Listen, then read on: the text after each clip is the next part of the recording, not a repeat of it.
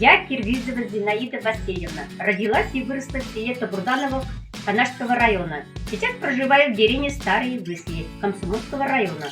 Много лет проработала на местной ферме, дояркой и инсеминатором.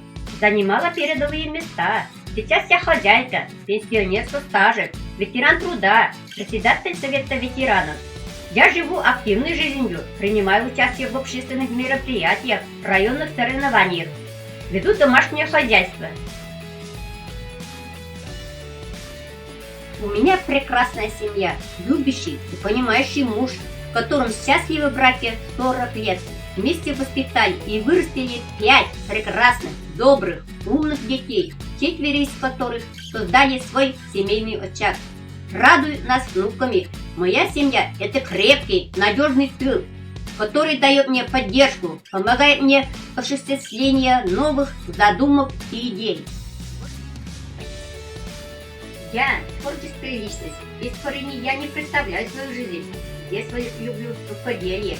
В свободное время занимаюсь вязанием, вышиваю и, конечно же, шью эти чудесные куклы. Я постоянно участница деревенских, районных и республиканских конкурсов и выставок, ярмарок декоративно-прикладного искусства.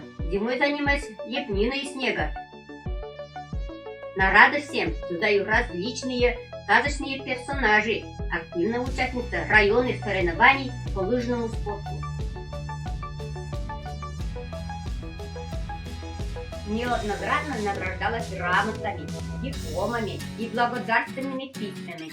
В 2019 году на республиканском конкурсе национальной куклы игрушек кукла своими руками была удостоена диплома второй степени с благодарственным письмом от Чувашской республики общественной организации «Союз женщин Чувашки» за активное участие в организации передвижной республиканской выставки, сохранение и передача национальных культурных традиций от матери к дочери, от отца к сыну.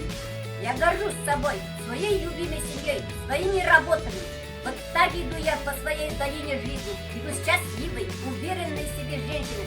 Надеюсь, и дальше буду радовать всех своими достижениями.